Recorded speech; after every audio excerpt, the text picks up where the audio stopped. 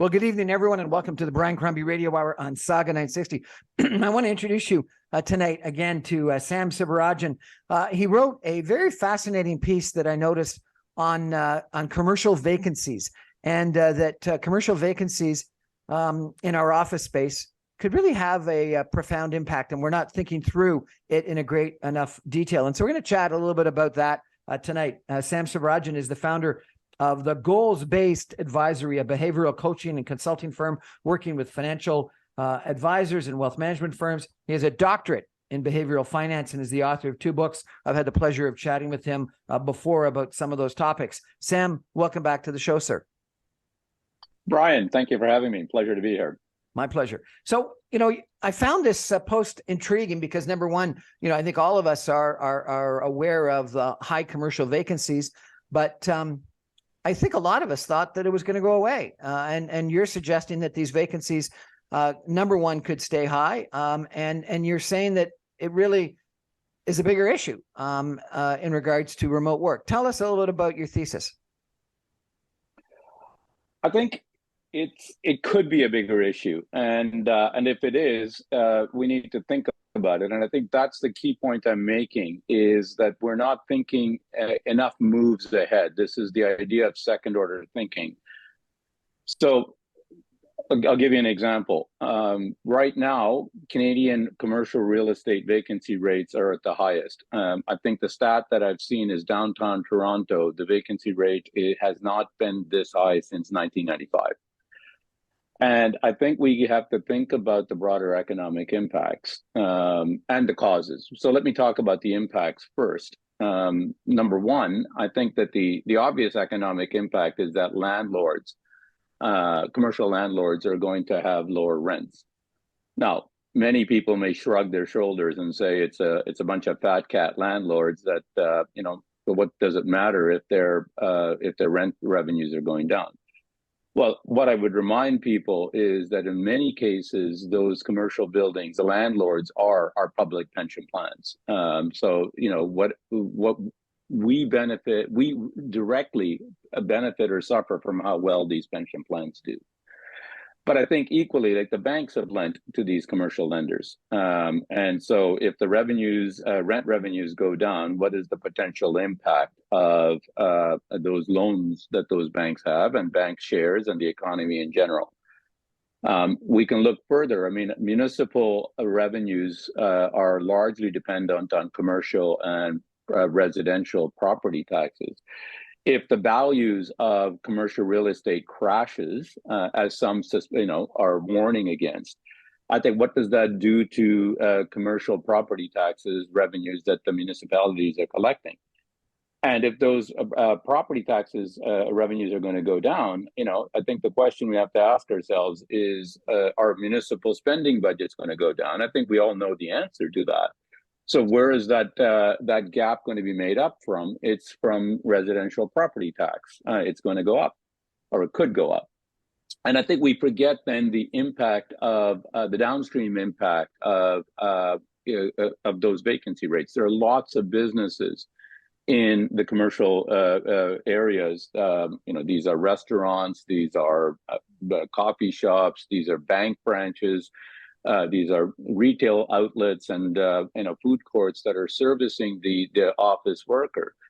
If the vacancy is high, there's going to be knock-on effects on whether those businesses go bankrupt, which is going to create further job losses, which is going to create further, it's a knock-on effect. That I'm not suggesting all of these things may occur.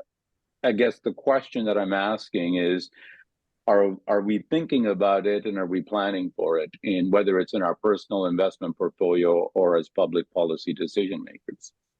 And so are you thinking that we should all go back to work and go back to offices to solve all these problems, or are you just saying we're not thinking through the second order impacts? Well, look, I'm saying a couple of things. I think I'm not arguing against remote work. I think there is some merits and benefits. I am saying that we need to ask these questions. I'm not presumptuous enough to believe that I have the answers, But I think we need to ask the questions, and we need our leaders, whether it's political, whether it's business leaders, whether it's union leaders, whether it's community leaders, to ask these questions. So you asked about whether we should go to office. Well, we forget that for years that we had, the first place, which is our homes. We had the second place, which was the office. And we had the third place, which was our religious houses of worship or community centers, etc. Now, in today's world, that third place has largely disappeared. People aren't going to church. People aren't involved in community organizations to the extent that they were, 20, 30 years ago.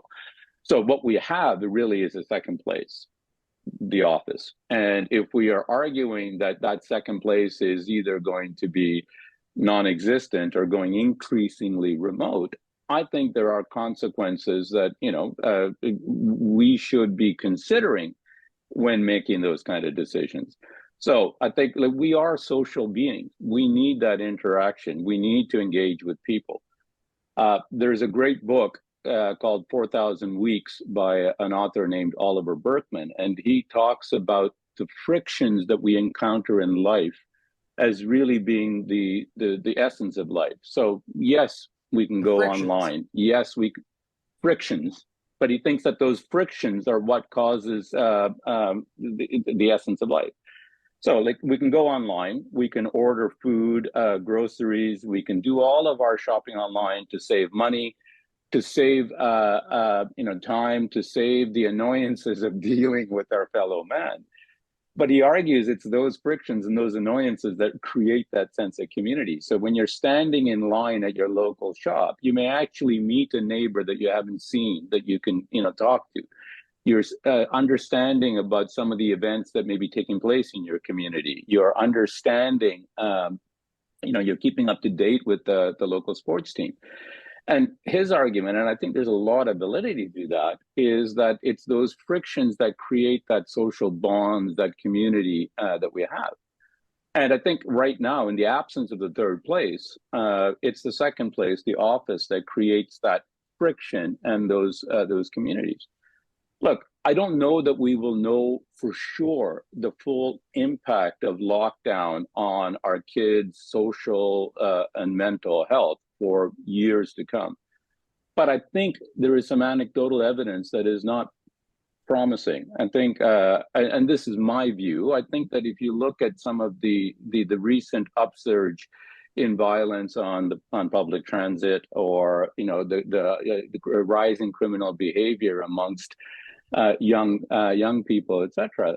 I think there is an argument to be made that some of it is due to the fact that over the last 3 years, there wasn't that level of socialization that might have existed, that curb on antisocial behavior that we all have as a result of operating in a public setting. And I think, I think those are things that we need to think about as a society, as we make these decisions, because those things have an impact. The decisions that we make today have an impact in 20 years. And, I think we need to think, I would feel better if we're actually thinking about some of those things as we make those decisions, as an individual, as an investor, as an advisor to investors, but also as a citizen of our community. Really, this is interesting. What you're almost suggesting is that these union leaders that are arguing for and striking for remote work are destroying our community. I wouldn't go so far as to say that. I'm saying that, again, I think that we need, and it isn't any one group. I would argue similarly that the companies and the company leaders and executives that are arguing to come, into the office without rethinking the nature of work and what in-person work means aren't helping the situation either. So to say that come into work because we need collaboration or we need to have in-person meetings, as a person who is not a huge fan of meetings that don't go anywhere, I totally empathize with the people that say, well, I can save my time in commuting and do those meetings from remotely through Zoom. I don't think that's a bad argument, but I think that employers need to kind of rethink what it means to work and what it means to have meetings, etc. I'll give you an example. You know, we can reimagine what work means, what employee engagement means, and what community involvement means. And maybe I'm being overly simplistic, but I think, you know, like a lot of companies encourage their employees to get involved in the community and you know, spend time on their own to do community involvement. You know, what if you reimagine that and say that the, you know, that the hybrid work, that when you're coming into to the office 2 days a week or 3 days a week, you know, a couple of times, you know, maybe once a month, maybe once a quarter, you know, the team, not the individual, but the team does collective community involvement. So the team decides what initiative we're going to support. Let's say it's Habitat for Humanity. Let's say it's you know, the local food bank. But maybe the team decides that's an initiative that the team supports, and the team collectively decides that, you know, an afternoon a month or an afternoon a quarter, the entire team goes and volunteers in those initiatives, etc. To me, that's a way of reimagining work. That's a way of reimagining employee engagement. That's a way of reimagining community involvement that I think, you know, that is a stronger argument to say from an employer to say, come to the office. So I think it's not to say that the union leaders are at fault. I don't think that you know, the employers are. I think everybody has a role to play collectively to think about what this means. And I could give you another example of upstream and downstream. Well, let's take a break and come back to that in just 2 minutes if we could. We're chatting with Sam Sivarajan tonight about commercial real estate, but more importantly than commercial real estate and vacancy of it, all its impacts on community, on social capital, on work, etc. We're going to take a break for 2 minutes and be back with Sam in just a short break. Stay with us, everybody.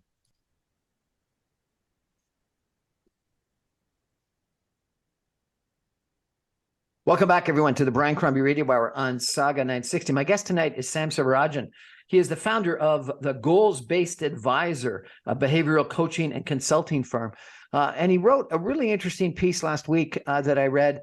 I reached out to him to explore it greater about the knock-on impacts of low occupancy, great vacancy in commercial real estate. Sam, I wonder if I could take you sort of back a big step for a second here.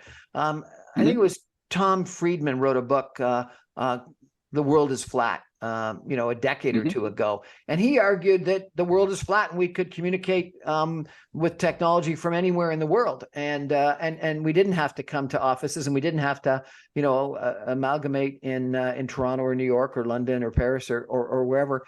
And then Richard Florida, you know, a professor at Rotman and a well-known urban plan, you know, expert, wrote a big article that refuted that and said, no, the world is spiky. And because of our need to collaborate, our need to connect, our need to work together, the vast majority of people will end up that want to be successful. And he talked about incomes, he talked about patents, he talked about innovation, he talked about companies, etc., that were drawn to each other, and that's what led to the great cities of, you know, New York, London, Paris, Toronto, Tokyo, etc. But then with the pandemic, we have sort of had this opportunity to see whether Tom Friedman was right, that we could, you know, spread out around the world. And lots of people did. I've spoken to people that are experts in their field, leaders of their companies, from boats in the Thousand Islands, from cottages in Collingwood, from people that are traveling a lot less. So let me ask you a question. Is the world flat or is it spiky? I think it's both. I think there's look, I think there's the world isn't simplistic, black or white. I think it's nuanced, and I think we lose nuance or the capacity for nuance in many ways. Those are both great books, and I think they both have good points. I think Niall Ferguson also wrote a book called The Tower and the Square. As you know, and he brings the draw from medieval history that there was a role for the castle or the tower, but also the public square.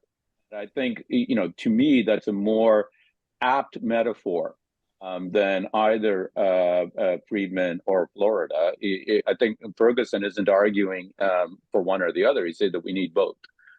And I think, we are social people. And I think until we get to the stage where social interactions is defined as purely occurring online, which I don't think either I don't think that Friedman is suggesting that's where we are. We still need a forum in which we can interact physically. And I think that if everybody is in every corner of the world, I think there's a sense of community that is lost. And I think that has consequences. While we're talking about books, I mean, there was a book that's called The Death and Life of Great American Cities by Jane Jacobs.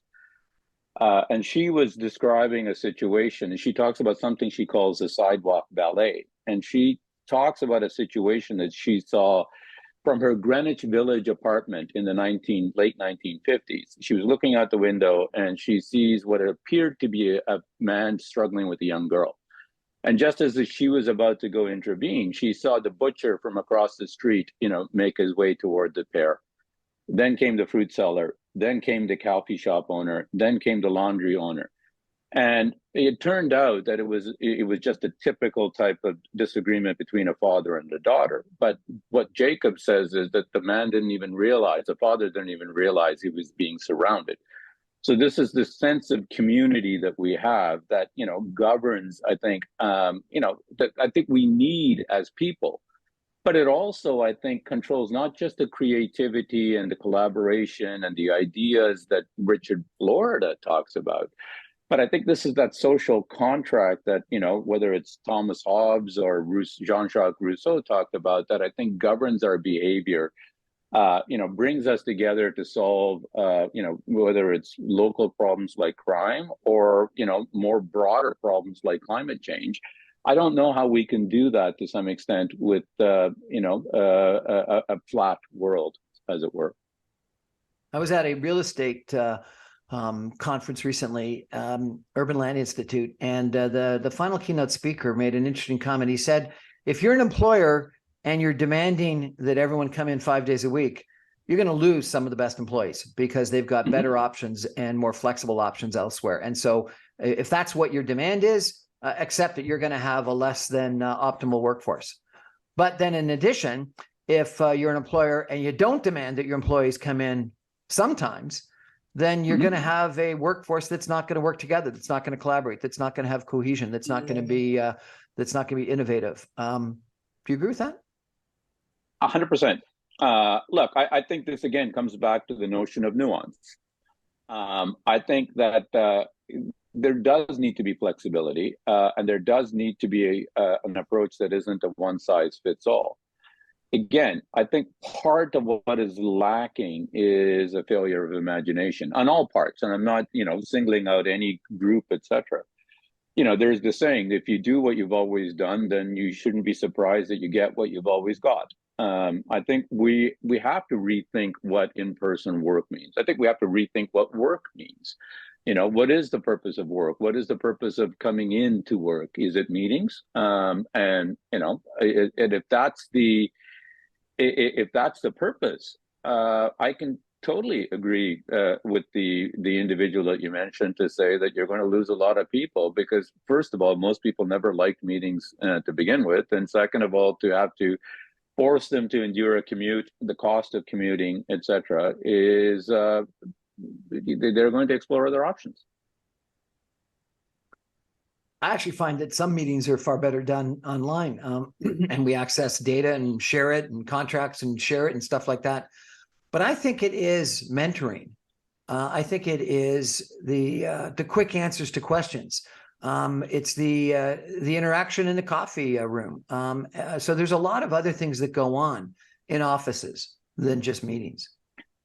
No, look, I think you're right. In fact, my own experience, and I was talking to a few executives recently, the way I learned, the way that I progressed in my career was because I was in the office and that I had, you say mentoring, but I also had supervision. So you get immediate feedback on, what you did and what you didn't do, or, things that you could have done better in a meeting, et cetera, right after the fact. I think it's harder to give that kind of feedback and recommendations or supervision or mentoring when it's done remotely. I think there's still a reluctance for most people to have, certainly in an employer-employee relationship or a manager-employee relationship, to give that kind of direct feedback remotely as opposed to in person. And I think not only does that impact the productivity and the results of the company, I actually do believe that I think it impacts the career opportunities and progression and development of the individual employee. So those that are making the decision to not commute are actually harming their career prospects. I think there's an argument for that. Absolutely. And I think that, again, talking to some of the executives that, that I've been doing is, they would say that, look, some of the executives are in the office 5 days a week, and not arguing that everybody should be going. But certainly when I was early in my career, getting, a visibility and FaceTime mattered. Now, some may argue that that's anachronistic and it shouldn't matter. I'm not sure that human behavior has changed that dramatically these days. I mean, certainly behavioral biases say that proximity, we make our friends, we make our relationships, we make our decisions a lot based on availability, who comes to mind, for the next task, the next job, etc.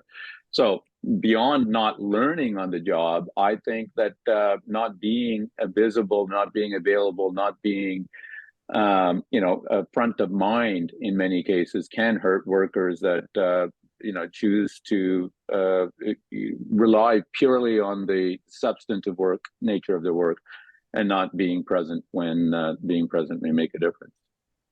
Sam, it's interesting that, statistics for the TTC or Go Train, Go Transit, et cetera, are that Monday and Friday ridership is down dramatically, but weekend ridership is up. And, concert business is up, bars, restaurants, et cetera, are doing well. Downtown is alive on the weekends. It almost appears that people really want to interact, but they're maybe doing some of that interaction on their own time, their social time, rather than necessarily at work. I think that's probably true. I think the broader question becomes, is that going to be enough for the businesses downtown? If that, instead of being active 5 days a week, it's active 2 days a week, is that enough in terms of commercial activity that is going to keep those businesses alive for the long term? I don't know the answer to that.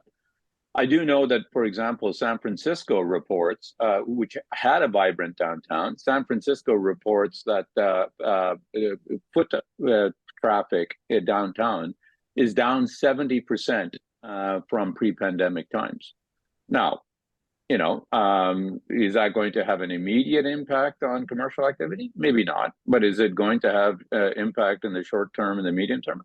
I have to believe it does. I think that the concerts, the bars, etc. Again, it's hard to determine whether that level of activity is just pent up demand because of 3 years of lockdown, and whether that's sustainable. Or like, will people want to make that trek on weekends in a year from now? I don't know the answer to that. Before the break, you were going to give me some other examples of downstream impacts that hadn't been considered. Well, I think it's upstream and downstream, and it's taking a collective view. Like, I read this in online, and I think it was an interesting approach to solving, I think, a large societal problem. So Iceland. It's a small country, but Iceland had a fairly significant teenage alcohol problem in the 1990s, far higher rates of alcohol use and abuse by, grade 9, grade 10, grade 11 type of students. And, look, I think it would have been an easy solution to kind of sit there and say, we're going to ban alcohol, or we're going to do this, a reactionary type of approach. And truth be told, I think some of that had been tried with little effect. But the way that they decided that they were going to solve this problem is they actually brought a whole bunch of stakeholders together. So from parents to schools to community leaders to politicians. And one of the things that they learned is that the upstream cause of this alcohol issue was the fact that there was nothing for the teenagers to do when they were not in school. There's nothing to do after school. There's nothing to do in the evenings. So they congregated on the street parties and with alcohol, etc. So what they decided as a group is that they were going to create options for these students that was outside of the of drinking. So there was a lot of investment in after school clubs, after school sports programs, after school sports leagues, etc., where people could participate. And parents and teachers and politicians and the police and everybody got involved in trying to create that kind of framework to get those to make that possible. To the extent that the teenage alcohol problem has largely disappeared today. And perhaps unrelated or related or correlation on this one is that for a country of 300,000. Iceland has got a pretty strong national soccer team that was challenging, like bigger powers over the last few years. And at least some people tie it to the fact that over the last 20, 30 years, there was a strong after-school soccer program in Iceland. So the point I think that is a lesson for all of us is just simply that to reimagine, to rethink that not just the treating the symptom, but think about what the cause might be and how we might approach it. But that approach is going to require us to have a broader group. So it's not just the unions, it's not just the business leaders, it's not just politicians, it's not just public policy. But I think there's a role for all of them to play when we think about what exactly does high vacancy rates mean? What could it mean in the short term, but what could it mean for all of us in the longer term? So, the two potential impacts of that I've heard are, rather than just ordering people to come back to the office, make the commute more palatable by more flexible work hours and allowing people to either come in early or leave early, or come in late and leave late, such that they're not having to commute during the highest traffic commute times. And then someone else at this real estate conference I went to said, think about making the office more desirable, thinking about more natural light, thinking about better coffee in the coffee room, thinking about what some of the things are that would attract your people to want to come back to the office more often. I agree with all of that. So I think to your point about flexible hours so that you're not stuck in a long commute, I think is a great idea. I think you could even be, even more imaginative. If you look at it, for example, if the cost of commute on public transport is high and is debilitating for many remote workers who live further away, places like Luxembourg, for example, have made public transit free. Now, before people argue that, oh, well, that's easy enough to do in a European context because the cities are more compact and public driving cars isn't really practical, etc. I think this is an approach that is being implemented in some U.S. cities. Of course, there's a cost to making public transit free, but I think there's a cost to everything, right? I mean, there's a cost to gridlock, there's a cost to pollution, there's a cost to not having workers come into the office. I think there's a cost to not doing things. I'm not suggesting that we should be subsidizing or making subsidizing public transit more or making it free. I'm just saying that we could think broader about what the solutions could be. And I think in terms of what making the work more palatable, I wholeheartedly agree. That's some of the points I was making about rethinking what work means. I mean, I think some companies are thinking about providing free lunch, and I think those are options. I would probably encourage, and I don't have the answers, but I would encourage far more creative people than me to think about other things that they could do to kind of make, that engagement or that interaction more meaningful. And it doesn't have to be play. We saw all of those tech companies and startups that had the ping pong tables, that had the foosball tables, that had the beanbag chairs, etc. Slides. Even and the slides, even their workers didn't really want that, and they wanted the remote work, etc. So I don't think just creating fun at the office is the answer. I think it's got to be meaningful fun. Creating that sense of purpose again of why am I working for you, this company? Why am I coming to work instead of doing it remotely? And I think it can be done. I think it just requires, as I said, a degree of imagination, a degree of openness, a degree of willing to rethink and revisit the workplace of the future. We're chatting tonight with Sam Sivarajan, a founder of the Goals-Based Advisor, a behavioral coaching and consulting firm, about commercial real estate and vacancies and the impact on our societies if none of us go back to work. We're going to take a break for some messages and be back in just 2 minutes with Sam. Stay with us, everybody.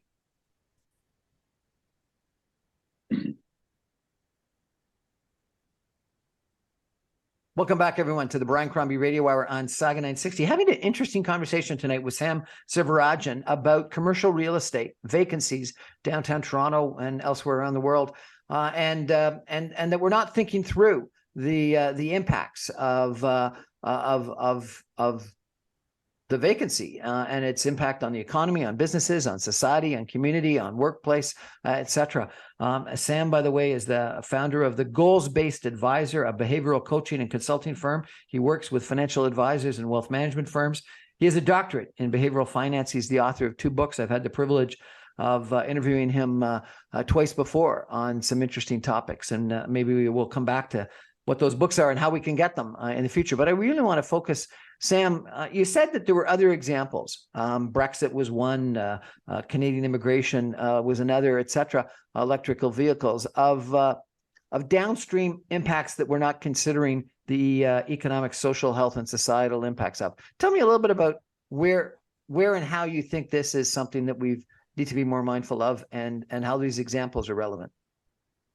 Sure. So I think what you're referring to, Brian, is what is called in the research second-order thinking and or third-order thinking. And in layman's terms, second-order or third-order thinking is thinking like you're playing chess, a few moves ahead instead of just what the immediate. If I do X, Y will happen. You have to think if Y happens, then what else could happen? What would you do if Z happens? So you mentioned a couple of examples that I often refer to. So Brexit is a great example.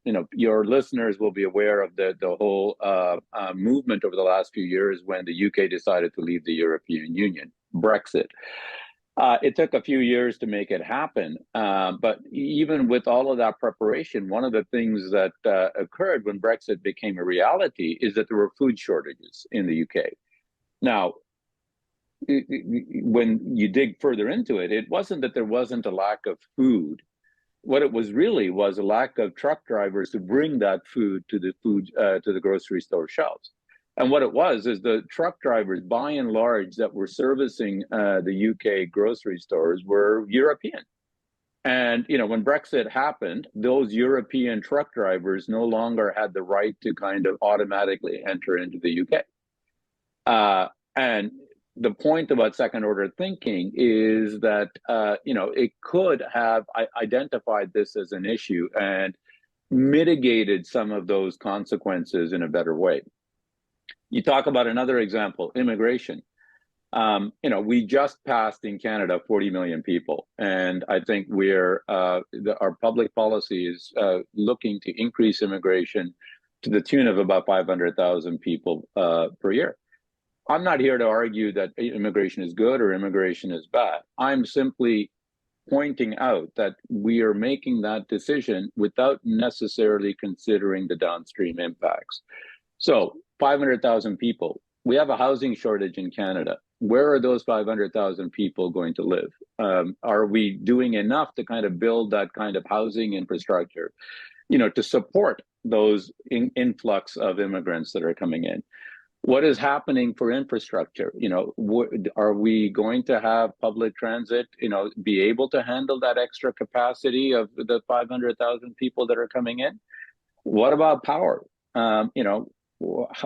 Who's going to, and how are we going to generate the power that those extra people are going to want? The last major power plant that was built in Canada, to my knowledge, was the Muskrat Falls development in Eastern Canada in 2012. Now, my father was a power plant engineer. He always used to tell me that it takes at least 15 years to build a new power plant from becoming an idea to getting approvals to shovels in the ground to it actually generating power. I haven't. We're decommissioning power plants right now across the country. I haven't heard of a new power plant that is being considered or being built. So my point is not that immigration is a bad thing or a good thing. My point is that you can't make those decisions without thinking downstream impacts. I'll give you another example. Again, on immigration. Immigration is a federal decision. We're saying 500,000 people, and we give points for people coming in with an engineering degree or with a medical degree or with a law degree, because we need those people, etc. And those people are all happy and delighted to come to Canada to build their life. What happens then is that they end up driving Ubers. Not that there's anything wrong with that, but they're driving Ubers because the decision or the jurisdiction on practicing law or practicing medicine or practicing engineering is a provincial jurisdiction. Now, we're starting to make changes on that, but not at the level or speed or rate that I think is going to fill that gap of those 500,000 people that are coming every year. So again, these are just my points that I think that, we need to start thinking collectively and have this debate and discussion with all stakeholders that are involved in a meaningful way to say, okay, did we think about this? Did we think about this? And how do we incorporate? And it's going to require a level of compromise that, I'm not sure that I think that has been existent in our public discussions at least in the last 10 to 20 years. So you think we're bad at second order, third order decision making? I think everyone is bad at second order, third order decision making. This isn't a Canadian thing. This isn't a politician thing. This isn't a business leader thing. I think human beings.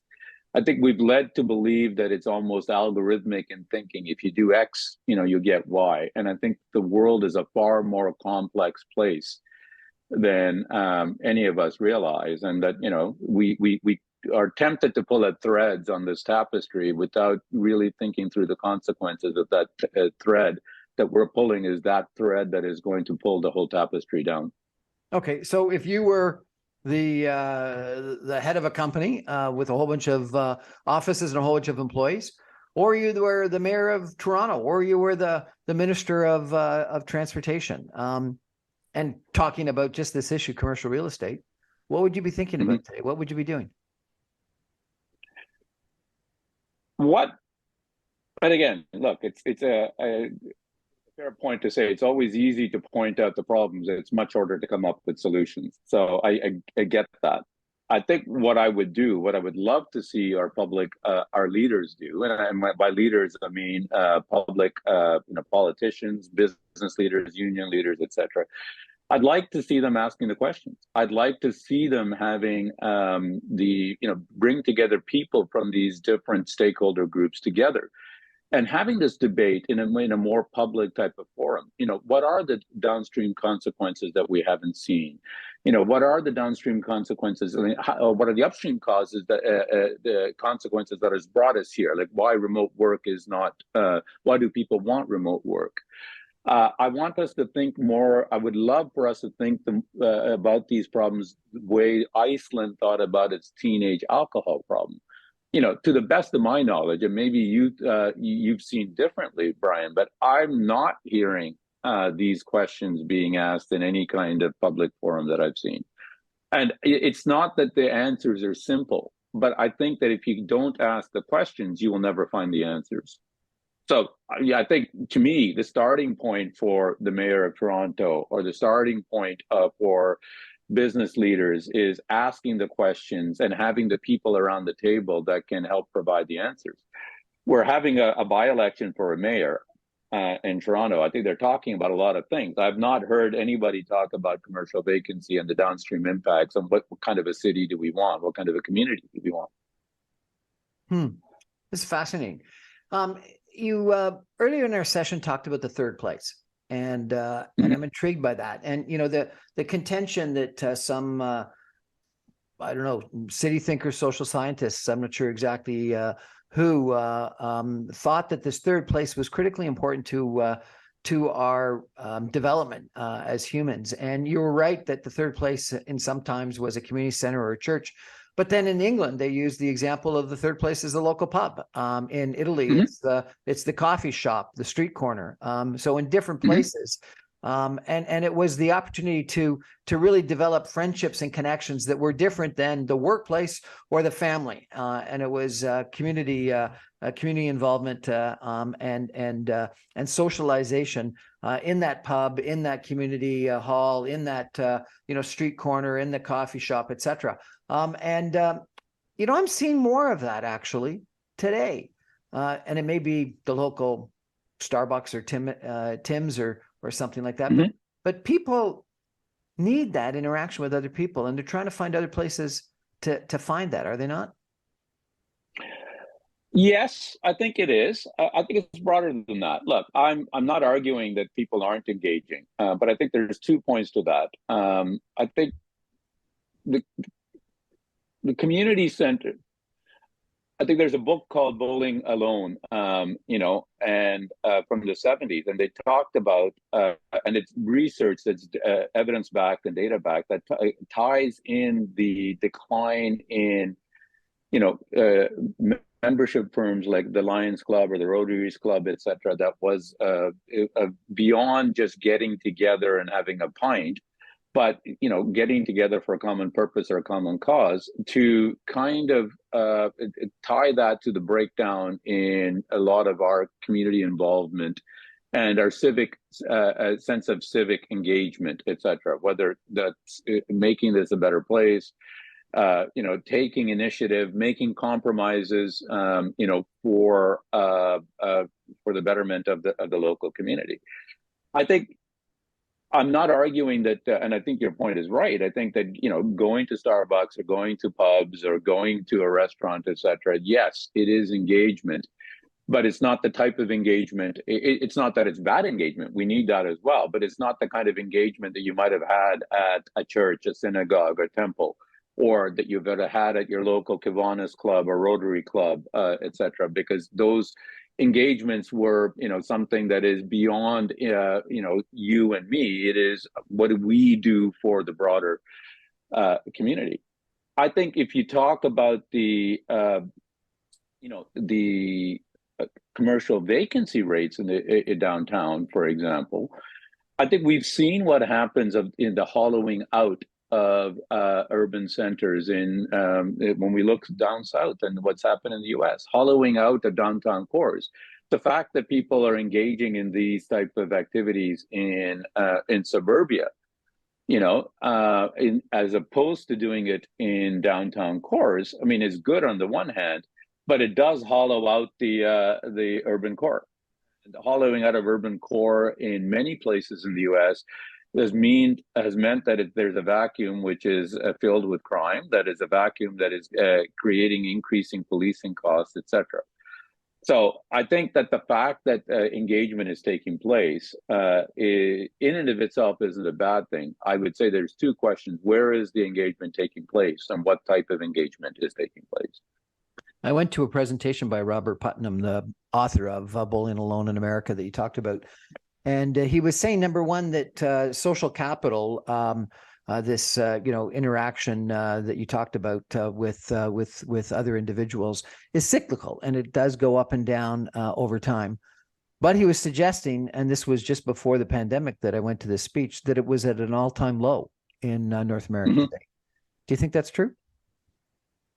Well, I think it's true. I think if you look at the data, for example, they say that particularly, I mean, you and I should be concerned. I think particularly for men middle age, I mean, the number of friends that men have it dwindles Most men can't count 3 or 4 people that they would consider friends. And I think that, there is enough mental health research Sam, we and should have data that dinner and be friends. there we go. Let's do it.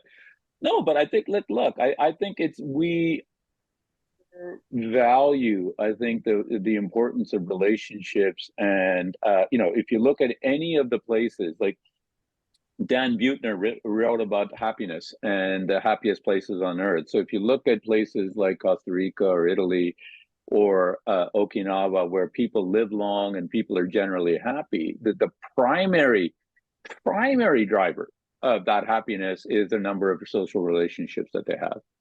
And I think that, it's great to have online work. It's great to have online, we're all on screens. But I think there's something that is missing when you're not interacting in person. I think, and maybe I'm dating myself, I'm old fashioned, but I think that there is something that we're missing when we're not interacting in person. I think there's something that as you say, that social capital is something that we've built up over years, and we're, sort of kind of spending, drawing down that account pretty rapidly in a very short period of time. And again, I think human beings can adapt to anything, but the amount of change that we've made in the last 3 years is, I think, we're having indigestion in many cases because of that. The same changes, if they'd taken place over a generation, might be easier to manage than what we're doing over the last 3 years or 10 years.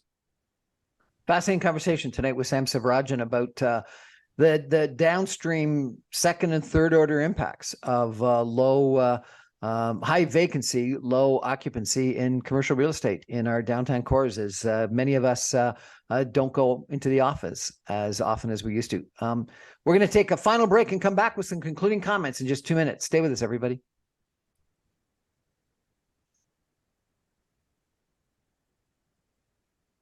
Welcome back, everyone, to the Brian Crombie Radio Hour on Saga 960. My guest tonight is Sam Sivarajan. We've been having an interesting conversation about commercial real estate, and that we're not thinking through what the impacts of this vacancy are. Sam, you're like an advisor to decision makers, are you not? Yes, and I've done a lot of research. I mean, my interest is in how we make decisions and how we can make decisions better. And you've written some books on this topic? I have. I've written a book on called "Making Your Money Work" for the average investor, on how we can better think about investing. I've written a book called "Uphill," how to apply ancient wisdom and modern science to life's choices and challenges, to think about how we address our own personal and professional challenges in a more objective, rational, and more forward-thinking way than perhaps many of us do. Many of us, including myself, do. And so what's your argument here? Is that we're not making decisions smartly enough? Well, look, I think that, my general view, and I think the research backs it, whether it's Stoic philosophy or whether it's behavioral science, is that the problem with most decisions is that they're made by too narrow thinking.